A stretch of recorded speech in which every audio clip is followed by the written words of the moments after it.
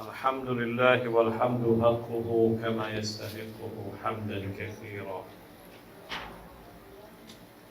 والحمد لله الذي جعل الحمد مفتاحا لذكره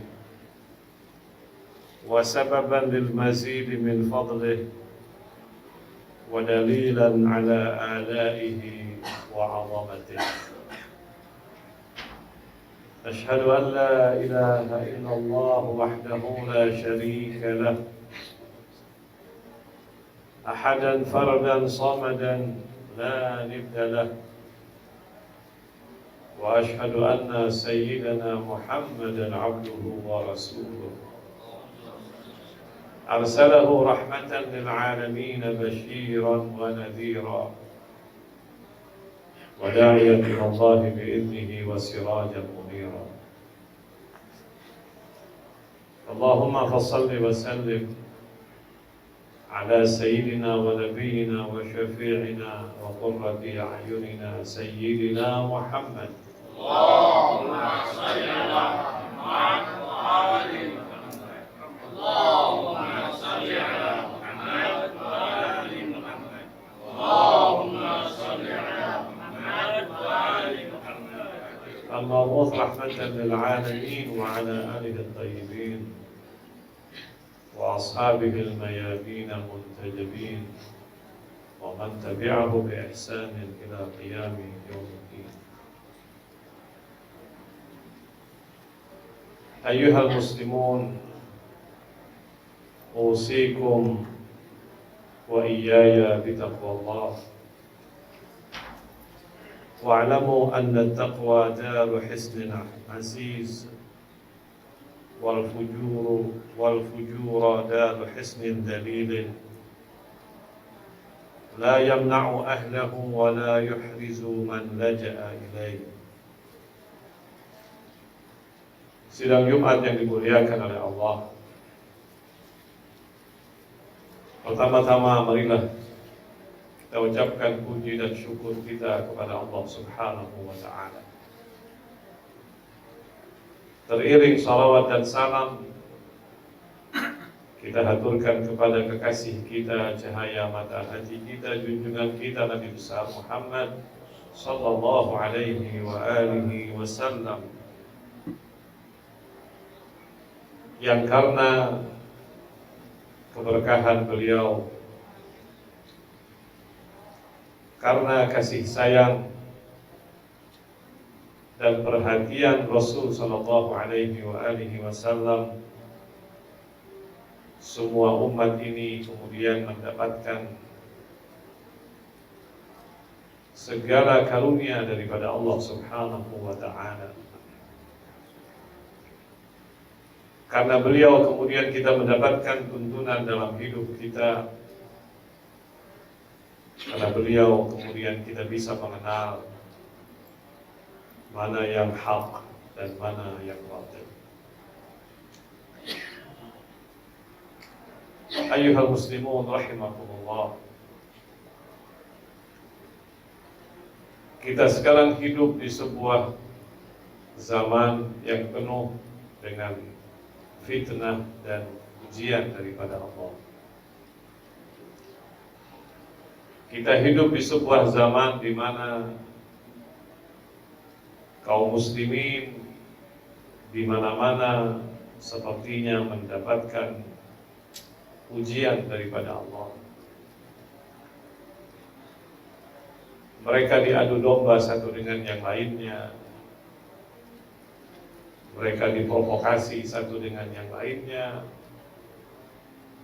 yang kemudian melahirkan tidak sedikit dari konflik-konflik horizontal sesama kaum muslimin itu sendiri.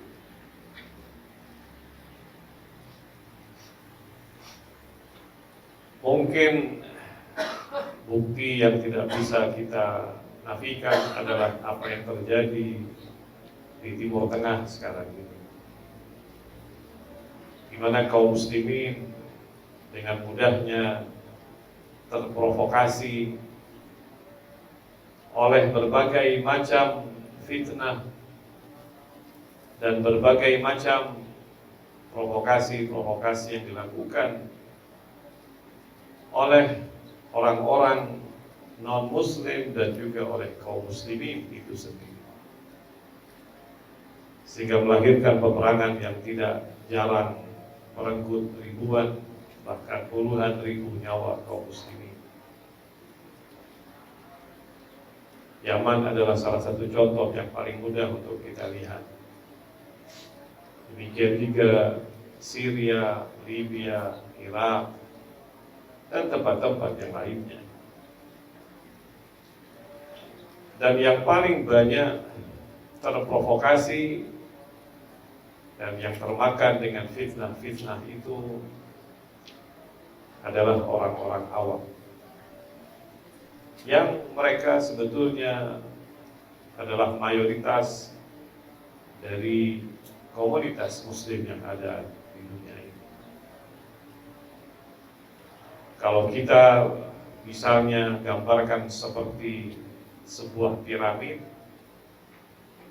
maka yang paling banyak adalah mereka yang ada di bawah, dan itulah mayoritas orang-orang awam dari kalangan kaum muslimin, yang mereka dengan mudahnya kemudian termakan oleh berbagai macam provokasi dan fitnah yang melahirkan perpecahan, pertumpahan darah, dan seterusnya. Karena itu, betapa pentingnya kita untuk benar-benar sadar akan permainan global untuk memprovokasi kaum muslimin dimanapun kita berada. Ayuhal muslimun rahimakumullah, fitnah-fitnah seumpama ini yang kemudian mengakibatkan banyaknya darah yang mengalir bukan hanya ada di zaman sekarang ini. Bahkan hal itu sudah ada sejak zaman pasca wafatnya Rasulullah Shallallahu Alaihi Wasallam. Pernah suatu hari seseorang bertanya kepada Al-Imam Ali alaihissalam. Dia bilang, "Ya Amirul Mu'minin, akhbirna anil fitnah. Wa hal sa'alta Rasulullah sallallahu alaihi wasallam anha?" Seorang bertanya kepada Imam Ali, "Ya Amirul Mu'minin, beritahukan kepada kami tentang fitnah. Apakah pernah engkau tanyakan itu kepada Rasulullah sallallahu alaihi wasallam?" Kemudian Imam Ali alaihissalam berkata, "Lamma anzalallah subhanahu qawlahu alif lam mim ahasiban nas an yutraku an yaqulu amanna wa hum la yuftanun alimtu anna al-fitnata la tanzilu bina wa Rasulullah sallallahu alaihi wa alihi baina al-dhuhurina." Imam Ali berkata, ketika turun firman Allah yang ada di dalam surah Al-Ankabut ayat 1 dan 2 yang berbunyi alif lam mim, apakah manusia menduga bahwa mereka dibiarkan berkata kami telah beriman dan mereka tidak akan diuji oleh Allah? Imam Ali berkata, ketika ayat ini turun kepada Rasul, aku tahu bahwa fitnah, bahwa ujian yang Allah subhanahu wa ta'ala katakan bahwa orang tidak boleh berkata kami beriman kecuali dia akan diuji oleh Allah. Imam Ali berkata, alimtu anna fitnah la tanzilu bina wa Rasulullah baina adhurina. Saya tahu, kata Imam Ali, ujian ini, fitnah seperti ini, ujian ini tidak akan datang sementara Rasulullah masih ada bersama kita. Artinya, selagi Nabi SAW ada, hidup bersama-sama kita, kata Imam Ali, ujian-ujian seperti itu tidak akan datang. Fitnah-fitnah seperti itu tidak akan lahir. Kapan akan datang fitnah itu? Setelah wafatnya Rasul Sallallahu Alaihi Wasallam. Lalu Imam Ali berkata, "Faqultu ya Rasulullah, ma hadhihi al-fitnah allati akhbaraka Allah Ta'ala biha?"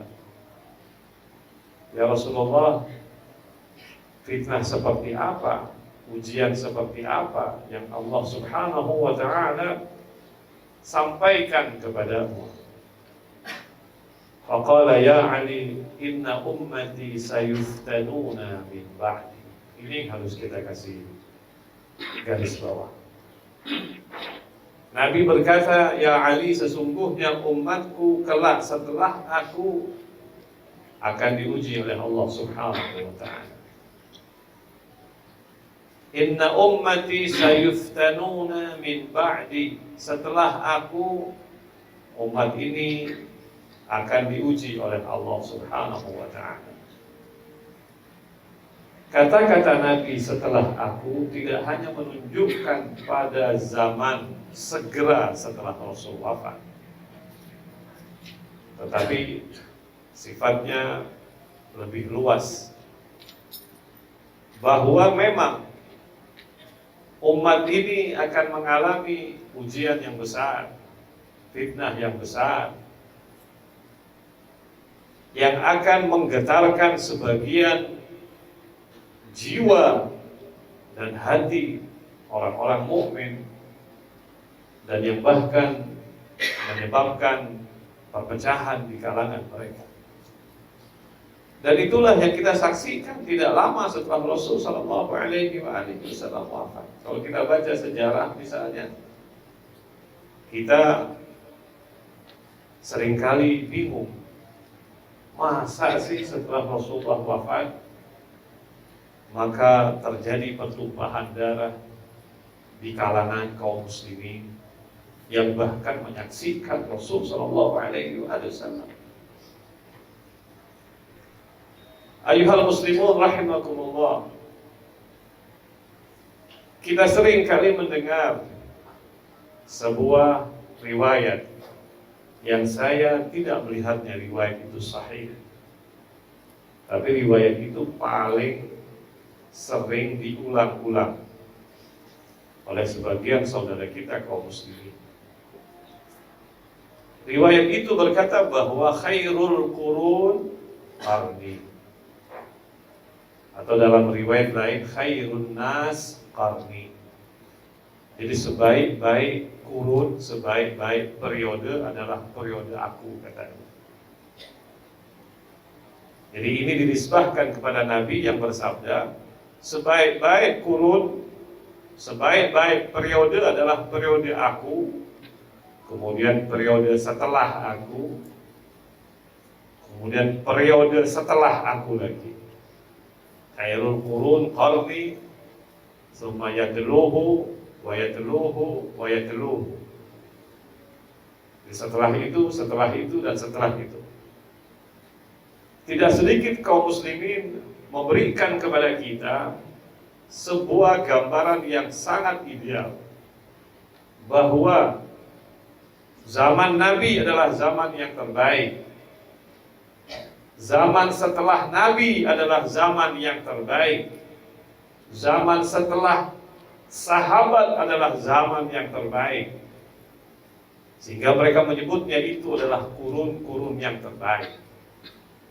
Siapapun yang hidup di situ, di zaman itu, mereka adalah manusia terbaik yang tidak boleh kita kritis terhadapnya, yang kita tidak boleh melihat mereka secara kritis. Apapun yang terjadi pada zaman itu adalah yang terbaik, dan kita harus menutup mata dari segala keburukan yang terjadi. Itu adalah doktrin yang seringkali disampaikan kepada kaum muslimin, dan mereka menyebutnya periode itu adalah periode as-salafus saleh, periode manusia-manusia saleh yang hidup pada zaman itu. Kalau Anda pernah mendengar yang namanya as-salafiyah, salafiyah itu seringkali merujuk kepada periode-periode seperti itu. Nah, hadis ini yang saya melihatnya bukanlah sebuah hadis yang sahih, karena matanya jelas-jelas bertentangan dengan fakta, jelas-jelas bertentangan dengan realitas sejarah yang menyampaikan kepada kita bahwa pada periode itu terjadi fitnah-fitnah yang besar. Tidak lama setelah Rasulullah SAW wafat, terjadi perang sesama kaum muslimin. Perang yang paling besar terjadi namanya Perang Jamal. Antara siapa? Antara Ummul Mukminin Aisyah dengan khalifah yang berkuasa pada waktu itu, Al-Imam Amirul Mukminin Ali bin Abi Thalib. Yang pada waktu itu tidak sedikit dari kalangan sahabat yang tewas dan yang terbunuh. Di antara yang terbunuh ada dua sahabat besar. Satu yang bernama Zubair, sepupunya Imam Ali, dan juga Talha, sepupunya Siti Aisyah. Dan bahkan sejarah mencatat lebih daripada 40.000 yang terbunuh dalam peperangan tersebut, baik dari pasukan Imam Ali ataupun pasukan Aisyah, dalam peperangan Jamal yang terjadi pada tahun 36 Hijriah. Artinya 25 tahun lebih kurang 25 tahun setelah wafatnya Rasul sallallahu alaihi wasallam.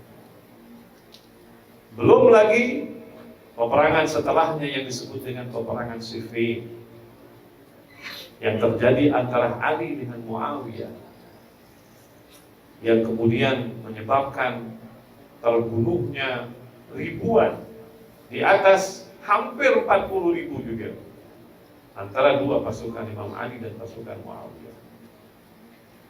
Apakah periode itu disebut sebagai periode yang terbaik? Apakah kurun itu disebut sebagai khairul qurun, sebaik-baik periode, sebaik-baik kurun? Apalagi kalau kita masuk pada tahun 61 Hijriah, 50 tahun setelah wafatnya Rasulullah sallallahu alaihi wasallam. Ketika Yazid berkuasa, yang pertama dia lakukan adalah membunuh Sayyidah Syababi Ahlil Jannah, Imam Husain alaihi salam.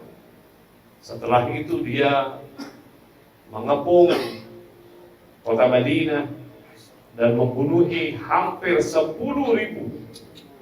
kaum muslimin di kota Madinah. Hampir 1.000 hafid Quran dari kalangan sahabat yang dia bunuh dengan cara yang sangat keji.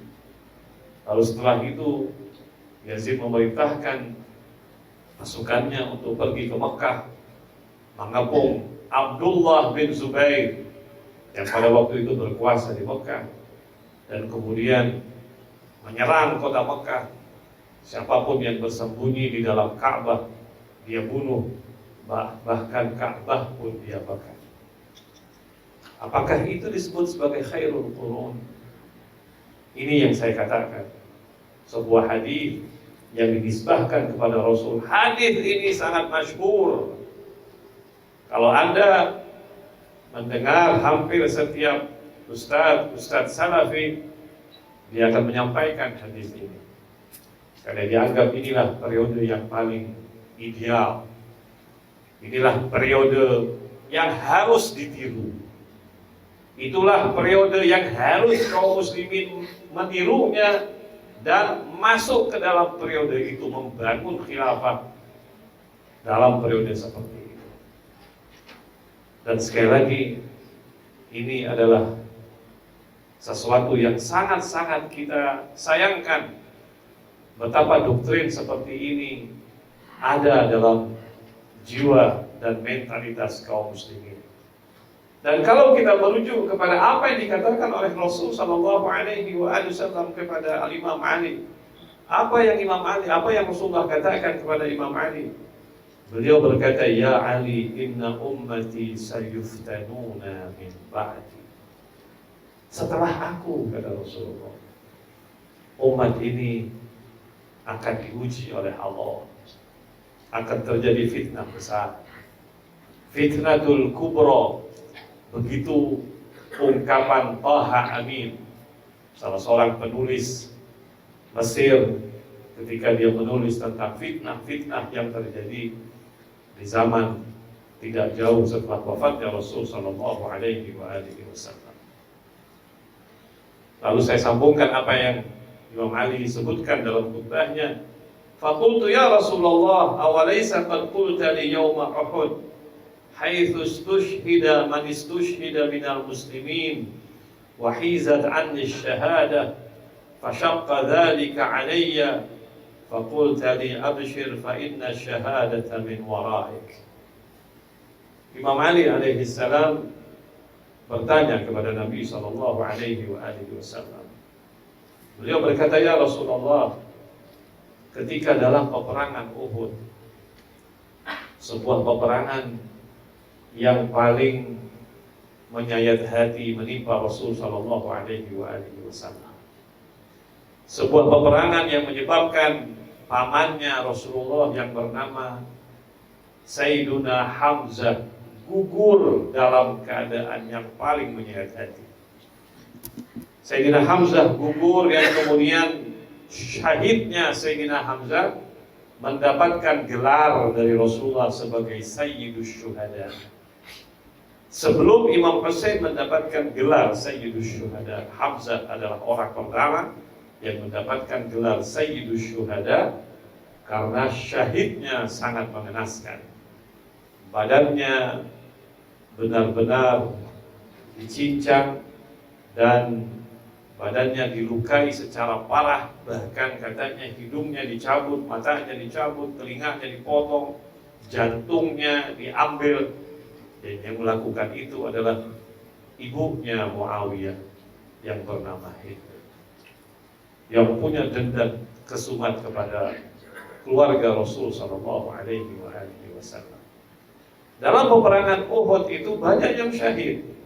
Rasulullah sallallahu alaihi wasallam mengalami luka yang sangat parah. Giginya patah, kepalanya pecah, tangannya luka, hampir sekujur tubuhnya. Tidak semuanya luka, tapi bagian-bagian dari tubuhnya luka.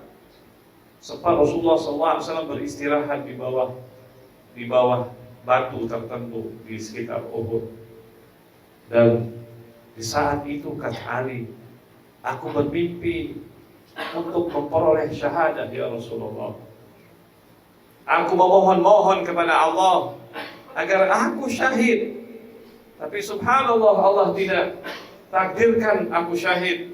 Sehingga Ali berkata, aku menyesal kenapa aku tidak syahid pada waktu peperangan Uhud itu. Fashaqqa dzalika alayya. Begitu beratnya hatiku ketika aku tidak memperoleh syahadat pada waktu itu. Tapi Nabi ketika ditanya oleh Ali, ya Rasulullah, kenapa aku tidak mendapatkan kehormatan syahid pada peperangan itu? Nabi berkata, abshir ya Ali, terimalah berita gembira wahai Ali, fa inna syahadata min wara'ik, nanti syahadat akan sampai kepadamu ya Ali. Ketika Nabi berkata begitu kepada Ali, Nabi sallallahu alaihi wasallam bertanya begini, faqala li inna dzalika lakadzalik fa kaifa sabruka idzan? Kalau memang kau nanti akan syahid ya Ali, bagaimana kira-kira jiwamu?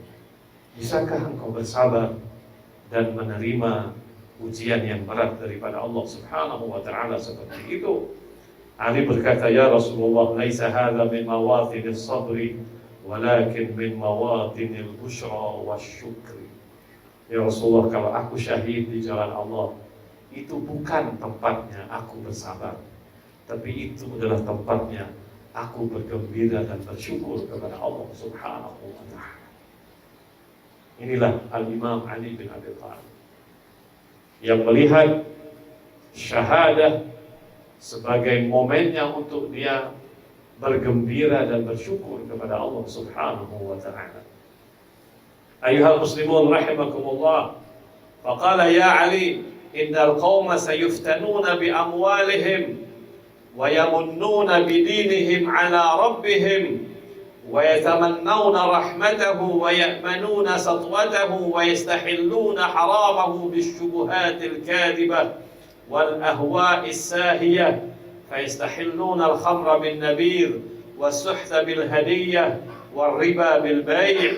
قلت يا رسول الله فبأي المنازل أنزلهم عند ذلك أبمنزلة ردة أم بمنزلة فتنة؟ فقال بمنزلة فتنة. أيها المسلمون رحمكم الله.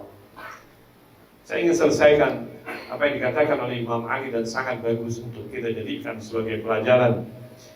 Imam Ali alaihi salam kemudian berkata, Nabi kemudian setelah aku berkata kepada Nabi bahwa aku bersyukur kalau aku mendapatkan syahadat dan itu merupakan berita gembira bagiku, Nabi kemudian berkata begini, ya Ali, sesungguhnya kaum ini, umat ini maksudnya, kelak akan diuji oleh Allah lewat harta-harta. Umat ini akan diuji oleh Allah lewat harta-harta mereka. Umat ini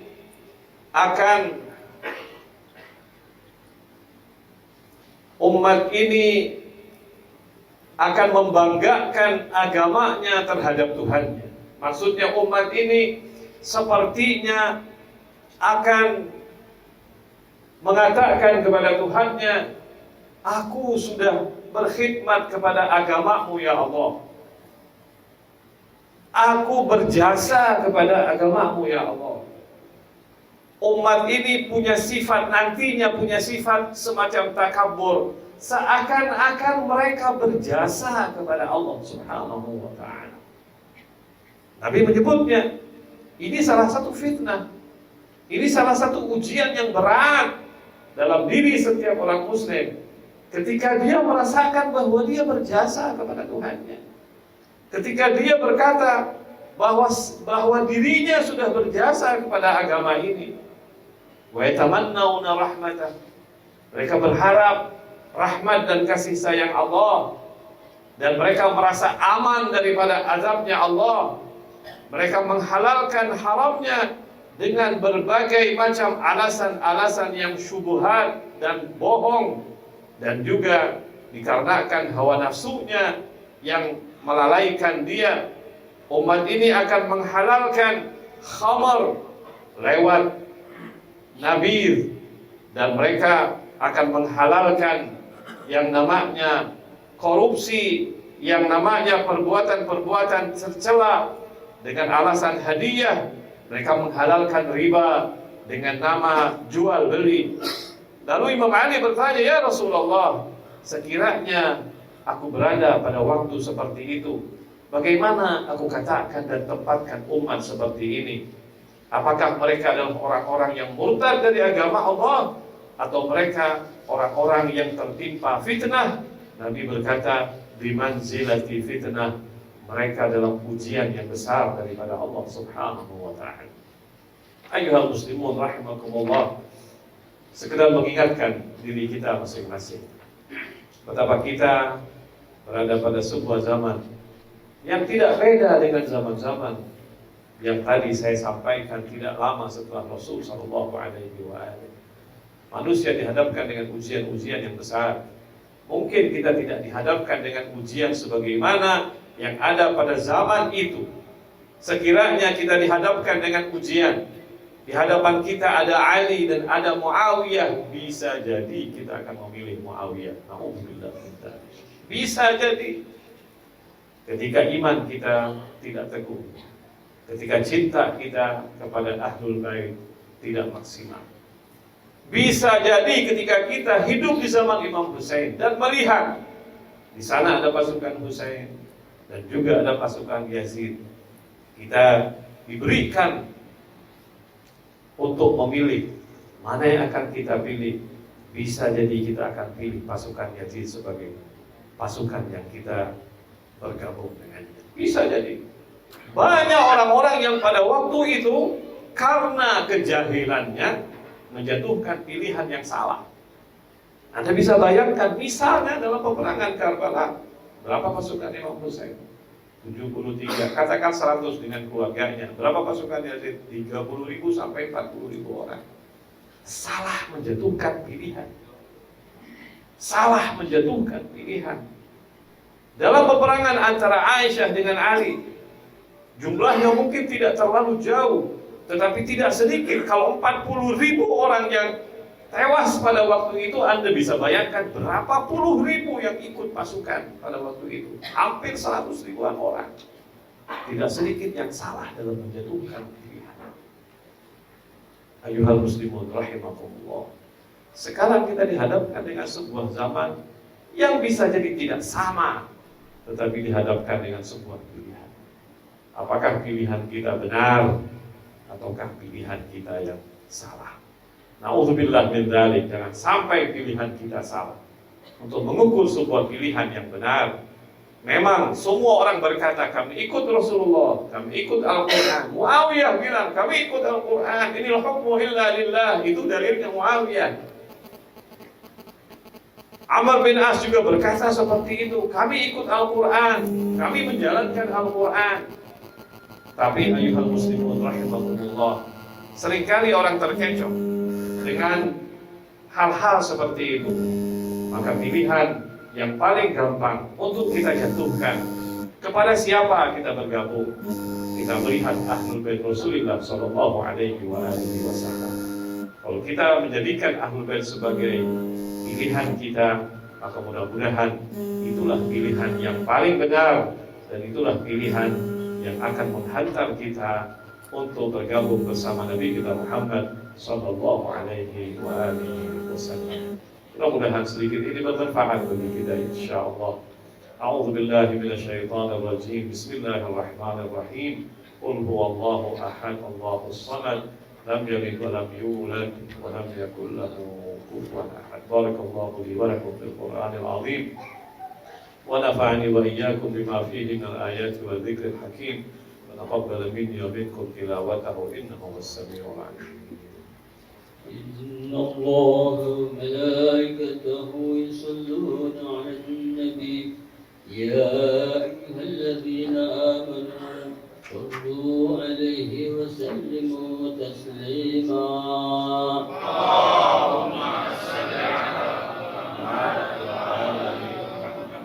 اللهم صل على محمد.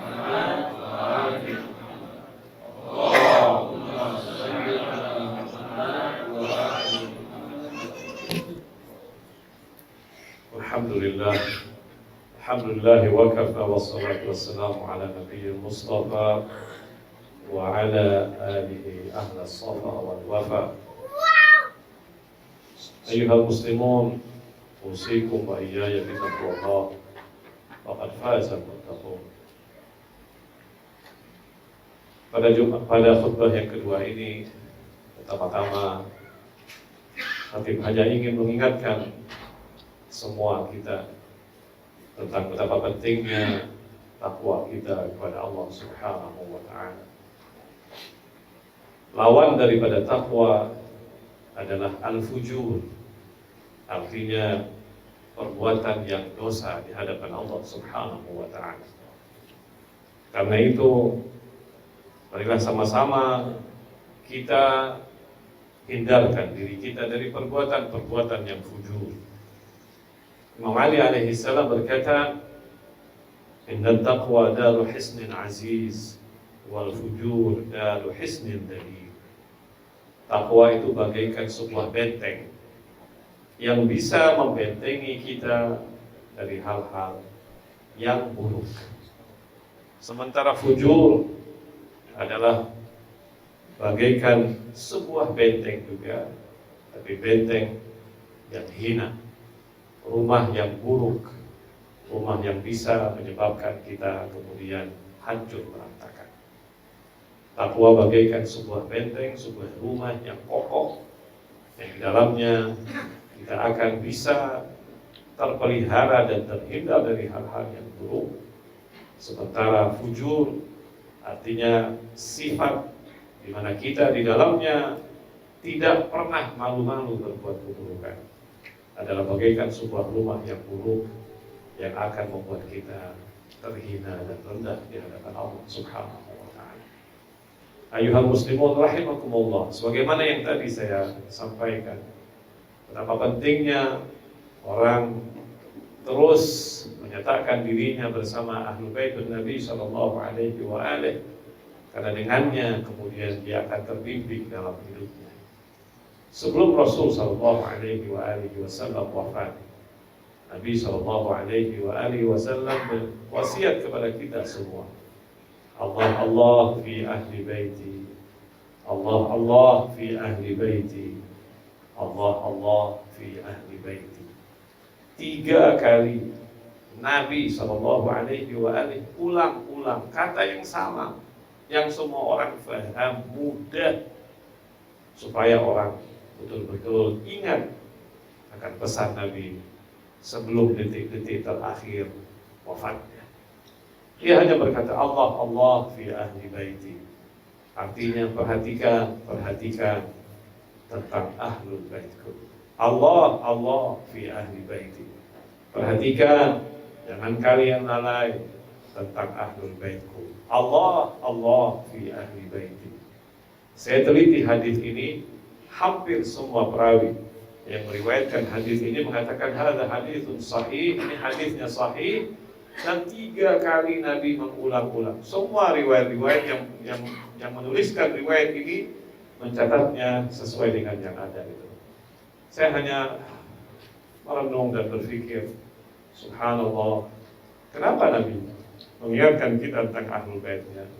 Karena apabila manusia bergabung dengan ahlul bait, bersama ahlul bait Nabi, insya Allah pilihan-pilihan yang dia jatuhkan adalah pilihan-pilihan yang benar, insya Allah.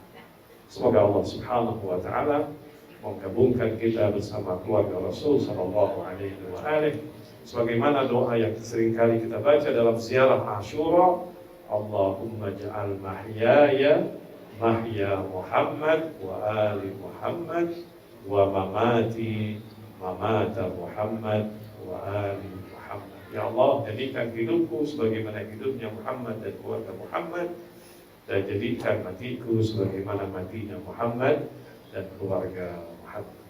Inna Allah wa malaikatahu yusalluna 'alan nabi ya ayyuhalladzina amanu sallu 'alaihi wa sallimu taslima. Allahumma shalli 'ala Muhammad wa ali Muhammad. Allahumma shalli 'ala Muhammad wa ali Muhammad. Allahumma shalli 'ala Muhammad wa ali Muhammad. Allahumma shalli 'ala sayyidina Muhammad wa 'ala ali sayyidina Muhammad. وصل على علي أمير المؤمنين وصل على فاطمة الزهراء سيدة نساء العالمين وصل وسلم على الحسن والحسين سيدي شباب أهل الجنة أجمعين. وصل وسلم على الإمام علي بن الحسين زين العابدين ومحمد بن علي الباقر وجعفر بن محمد الصادق وموسى بن جعفر الكاظم وعلي بن موسى الرضا ومحمد بن علي الجواد وعلي بن محمد الهادي والحسن بن علي السلكي العسكري. ثم الصلاة والسلام على الحجة بن الحسن الإمام المهدي المنتظر عجل الله تعالى فرجه الشريف. جعلنا الله وإياكم من أنصاره وأعوانه. اللهم انصر الإسلام والمسلمين واخذل الكفار والمنافقين. اللهم أيد المجاهدين في سبيلك في مشارق الأرض ومغاربها. اللهم ارحم موتانا، اللهم ارحم موتانا، اللهم ارحم موتانا واغفر والدينا، اللهم اشف مرضانا، اللهم احفظ قائدنا، اللهم احفظ مراجعنا وعلماءنا، اللهم احفظ أساتذتنا، اللهم أنت أعلم مما نعلم، فأعطنا خيرا ما تعلم برحمتك يا أرحم الراحمين. صلى الله على سيدنا محمد وآله وسلم، والحمد لله رب العالمين. السلام عليكم ورحمة الله وبركاته.